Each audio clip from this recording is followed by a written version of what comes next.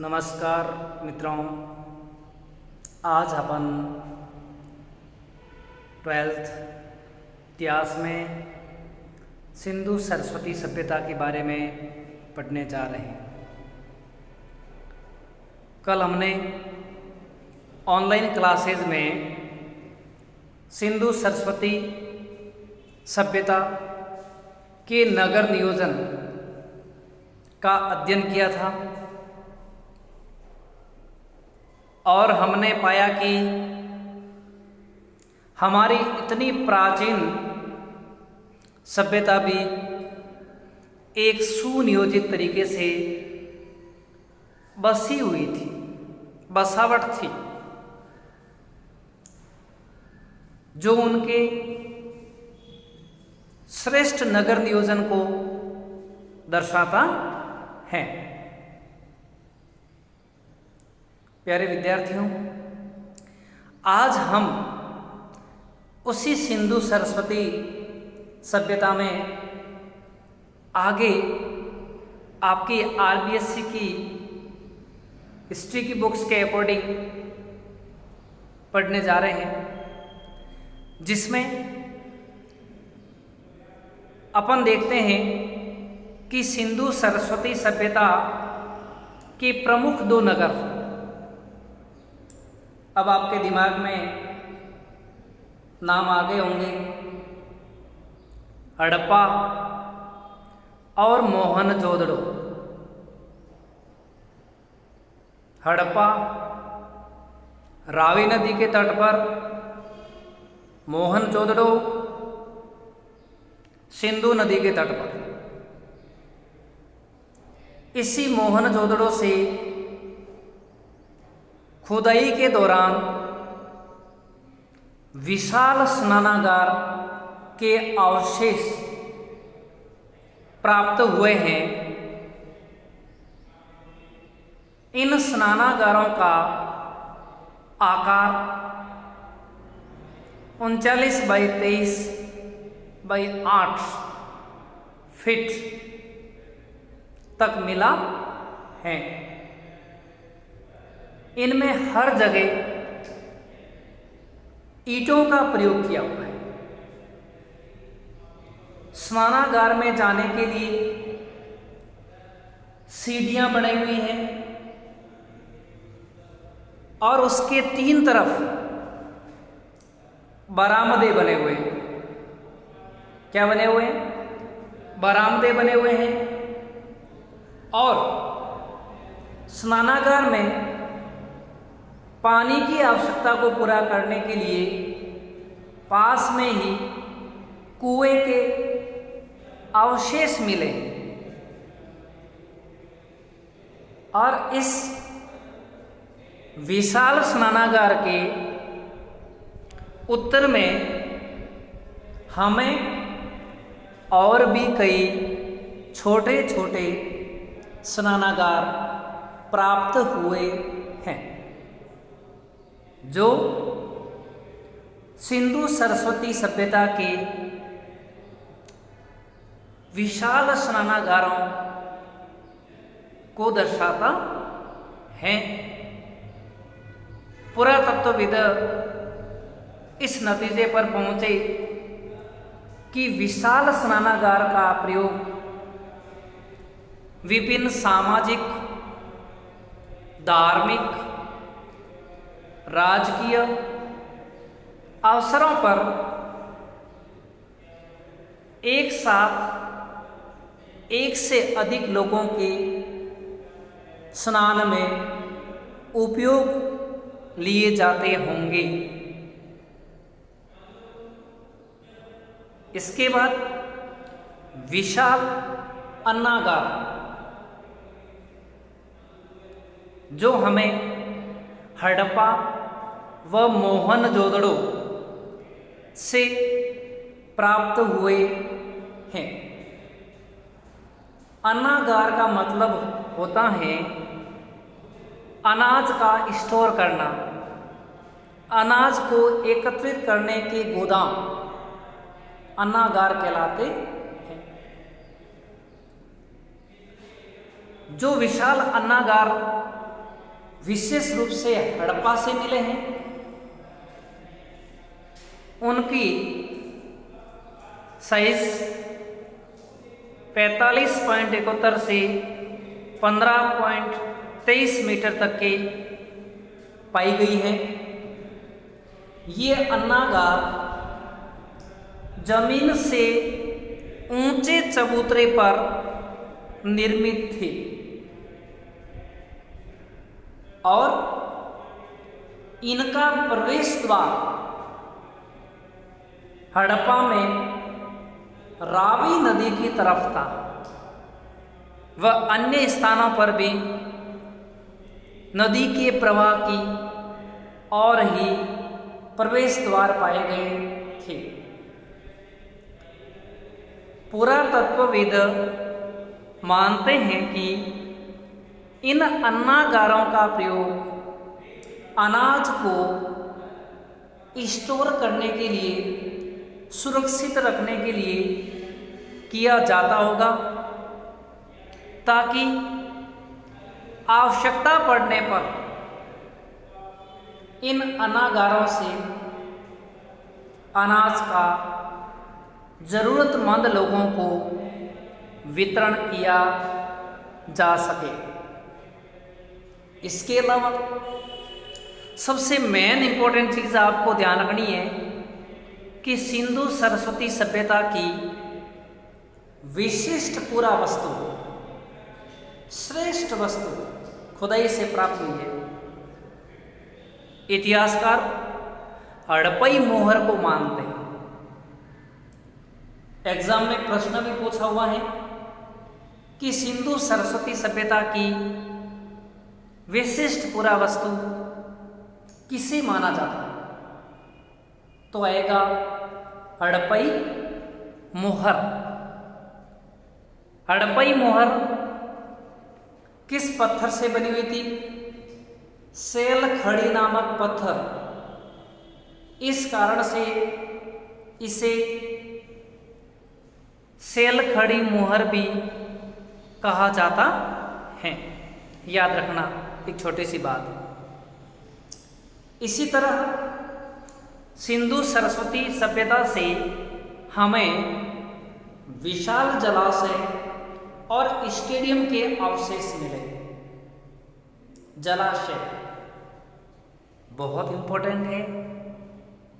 आज भी हमारे राजस्थान में आपने देखा होगा, गांव-गांव में तालाब, जलाशय कह सकते हैं, कुएं, बावड़ियाँ, नाडे आदि देखने को मिलेंगे। ये आज भी परंपरागत रूप से पानी स्टोरेज के स्रोत माने जाते हैं। प्यारे विद्यार्थियों, सिंधु सरस्वती सभ्यता 2500 ईसा पूर्व से 1750 ईसा पूर्व के आसपास की सभ्यता, और वहां से भी धौलावीरा गुजरात जो उसकी एक सभ्यता है, वहां से जलाशय और साथ में स्टेडियम दोनों के ही अवशेष मिले। जलाशय जल संग्रहण के काम आता होगा, ताकि समय पर जब भी जल की आवश्यकता हो तो वहां से प्राप्त किया जा सके। स्टेडियम, प्राचीन काल में भी स्टेडियम का महत्व होता होगा। पुरातत्वविदों ने खुदाई के दौरान विशाल स्टेडियम को पाया और स्टेडियम के चारों तरफ दर्शकों के बैठने के लिए दर्शक दीर्घा को भी खोजा एवं उसके पास में, दुर्ग की प्राचीर के पास में समारोह स्थल के भी अवशेष मिले। संभवतः इन स्टेडियम का उपयोग विभिन्न राजकीय उत्सव, खेल के अवसर पर किया जाता होगा और दर्शक दीर्घा में बैठकर दर्शक उनका लुत्फ उठाते होंगे, जो एक सुव्यवस्थित सभ्यता के दर्शन करवाते हैं। आगे लोथल गुजरात नाम सुना हुआ है। सिंधु घाटी सिंधु सरस्वती सभ्यता का एक स्थल लोथल, जहां से बाजरे के दाने के अवशेष प्राप्त हुए और वो भी भुना हुआ बाजरा का अवशेष, याद रखना। और ये लोथल गुजरात सभ्यता है, यहाँ से ही हमें डाक यार्ड, जिसको अपन कह सकते हैं गोदी बाड़ा अर्थात बंदरगाह की जानकारी प्राप्त हुई है।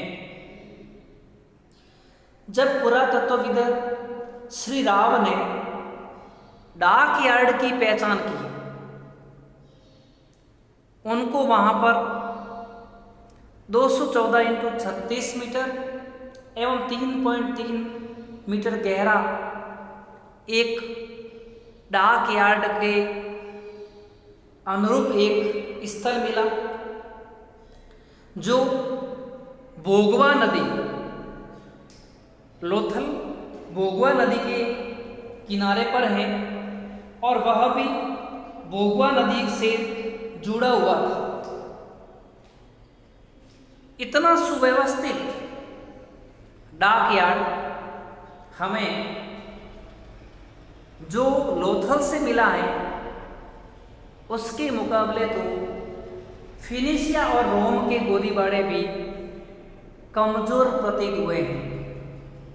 फिनिशिया और रोम के गोदीबाड़े भी कमजोर प्रतीत हुए हैं। लोथल का डाक यार्ड बंदरगाह वर्तमान के विशाखापट्टनम से भी बड़ा है। वर्तमान में जो हमारा विशाखापट्टनम बंदरगाह है, उससे भी जो लोथल का बंदरगाह प्राप्त हुआ है, वह उससे भी है वो बड़ा। अब हम देखते हैं सिंधु सरस्वती सभ्यता की लिपि, कला और विज्ञान। देखिए, मैंने पहले वीडियो में भी इसके बारे में चर्चा की थी कि इतिहास को जानने के लिए साहित्यिक स्रोतों का महत्वपूर्ण योगदान होगा। जबकि सिंधु सरस्वती सभ्यता में कहीं पर भी साहित्यिक स्रोत की जानकारी अथवा साहित्यिक स्रोतों में कहीं इस सभ्यता की जानकारी प्राप्त नहीं होती। एवं सिंधु सरस्वती सभ्यता की लिपि, जिसे आज तक कोई पढ़ भी नहीं पाया।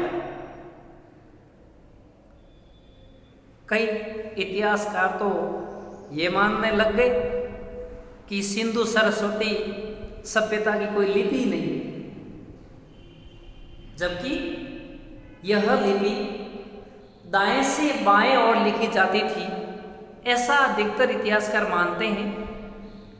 और विभिन्न मोहरों पर 2500 के आसपास लेख भी प्राप्त हुए, लेकिन उनकी लिपि न तो देवनागरी लिपि से मिलती है, न कोई अन्य लिपियों से मिलती है। इसलिए आज दिन तक पुरातत्वविद उसे पढ़ने में सफल नहीं हो सके और इसलिए उसका नाम रख दिया, सिंधु सरस्वती सभ्यता की लिपि का नाम रख दिया वाव चित्रात्मक लिपि। ठीक है, इसी तरह से सिंधु सरस्वती सभ्यता की कला और विज्ञान दोनों ही उन्नत थे। कैसे? खुदाई के दौरान हमें वहां से मणके, मृदभांड, मोहरें, कांसे की नर्तकी, रथ के अवशेष, कुबड़दार बैल के अवशेष, एक श्रृंगी पशु के अवशेष, नृत्य मुद्रा में आभूषणों से लदी हुई एक सुंदर स्त्रियों के भी चित्र मिले हैं। इन तमाम चीजों के आधार पर हम ये कह सकते हैं कि सिंधु सरस्वती सभ्यता की कला और विज्ञान दोनों ही श्रेष्ठ थे। मन के चनुदड़ों से कई प्रकार के प्राप्त हुए हैं, जिनमें गोलाकार, डोलाकार, अंडाकार आदि। मृदभांड, खुदाई में बड़ी संख्या में मृदभांड प्राप्त हुए हैं, मिट्टी के बने हुए थे, फिर उनको भट्टियों में पकाया गया था, फिर उसे गेरुए रंग से रंगा गया था। इस तरह के मृदभांड मिले हैं। बड़ी संख्या में मोहरें मिली हैं जो सेलखड़ी नामक पत्थर पर निर्मित थी। इसके अलावा कांसे की नर्तकी की मूर्ति मिली है मोहनजोदड़ो से, जो कांसे अर्थात धातु विज्ञान की जानकारी प्रदान करते हैं कि धातु विज्ञान में कांसे की भी उनको जानकारी थी। इसी तरह से देमाबाद महाराष्ट्र से रथ के अवशेष मिले। किसके अवशेष?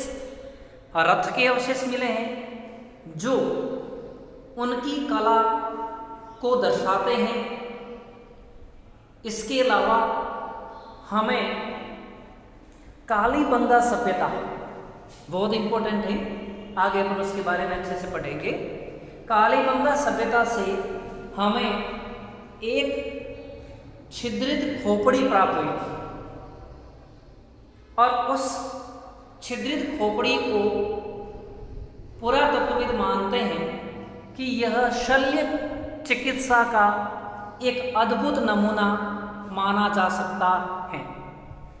मतलब शल्य चिकित्सा की जानकारी भी हमें मिलती है, तो हम मान सकते हैं कि प्राचीन काल में सिंधु सरस्वती सभ्यता अपने आप में एक श्रेष्ठ सभ्यता थी, जिसकी कला और विज्ञान दोनों ही उन्नत थी। उसकी अपनी एक लिपि थी, लेकिन उसे आज तक पढ़ने में सफलता नहीं मिल पाई। इस तरह से सिंधु सरस्वती सभ्यता की जो लिपि है उसको भाव चित्रात्मक लिपि के नाम से जाना जाता है।